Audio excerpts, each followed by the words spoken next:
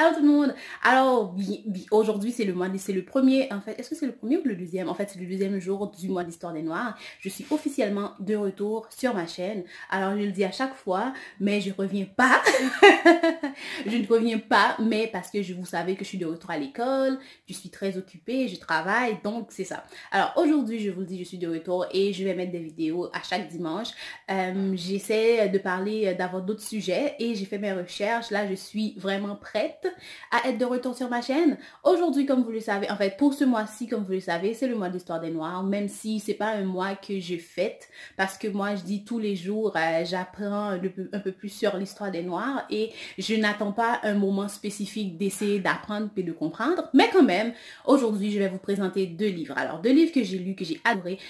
En fait, ce sont des bandes dessinées. Je suis vraiment, je sais pas pourquoi, depuis un certain temps, je suis vraiment plus côté bande dessinée que livre.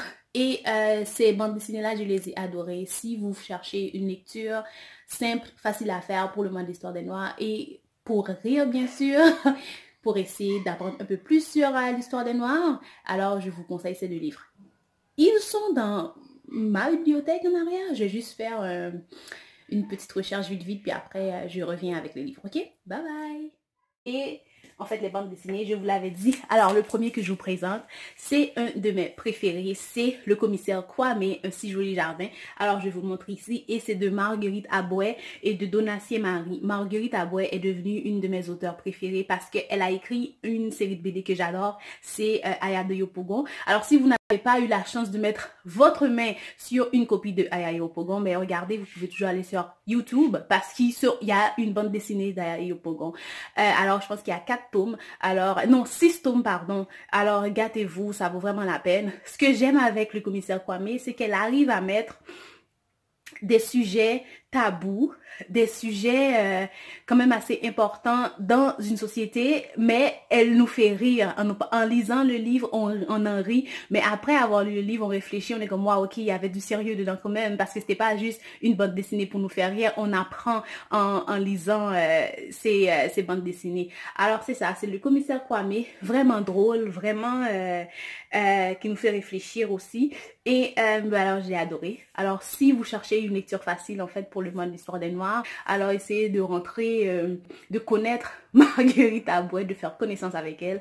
Et parce que je vous l'ai dit, elle est juste géniale. C'est une de mes auteurs préférées. Elle rentre dans mes top 10 des auteurs préférés. J'en ai plein, mais elle rentre vraiment dans mon top 10.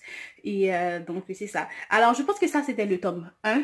Pour vous faire un petit résumé, en fait le commissaire Kwame a été mandaté pour résoudre un meurtre. Et donc, c'est à travers de ce meurtre-là que tout, il y a plein de péripéties, on rencontre plein de personnages et on rit beaucoup. Alors, c'est tout. Et je vais prendre l'autre livre, ok? Et voilà, alors le deuxième livre, en fait, c'est Chaka Zulu. En fait, le titre, c'est Chaka, mais ça parle de ça parle de l'héros, en fait, de l'héros africain Chaka Zulu. Je pense que tout le monde le connaît. Et c'est une bande dessinée qui vaut vraiment la peine d'être lue, qui vaut vraiment la peine que vous l'ayez dans votre bibliothèque, parce que j'ai adoré ce livre, en fait. Ça parle de l'histoire de Chaka qui est rejeté par son père au début et qui devient un des plus grands guerriers de l'Afrique. Alors, donc c'est ça. Je ne vous dirai pas plus. Ça parle de sa vie enfant, ado, jusqu'à l'âge adulte. Alors, on peut voir comment c'est un héros. En fait, c'est tout un héros africain qui vaut vraiment la peine d'être connu. Alors, c'était tout pour moi.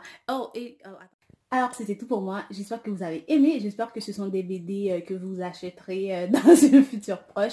Alors, n'hésitez pas à me laisser des commentaires. N'hésitez pas à me faire des suggestions de lecture. Et donc, c'est ça. Alors, comme je vous l'ai dit, merci à toutes les personnes qui sont restées sur ma chaîne parce que j'en ai perdu quelques-uns, mais c'est pas grave. Là, je suis de retour et j'ai beaucoup de livres, j'ai beaucoup de matériel et je ne compte pas uniquement parler de livres parce que je vous l'ai dit, je voulais aborder d'autres sujets du genre comment être plus professionnel au travail, des choses qu'il faut savoir avant de s'inscrire à l'université, ça je trouve ça très important. Et alors c'est tout. Alors si vous êtes intéressé à savoir ce que j'ai en ce moment, attendez, en ce moment je suis en train de lire ce livre. ce livre. C'est Zahir et Théophile, Pas de pitié pour les nègres. J'en avais déjà parlé, mais j'avais jamais eu le temps de le lire parce que j'étais trop occupée avec mes lectures pour l'école. Donc c'est ça, jusqu'à maintenant j'aime beaucoup, je suis rendue à la moitié. Alors Zahir et Théophile parlent de l'histoire d'amour entre deux esclaves, je pense que c'est en Martinique, et un peu, bon, on parle aussi de l'histoire des Noirs, comme d'habitude. Alors je vous dis bonne journée ou bonne soirée, en fait, bye et à la prochaine.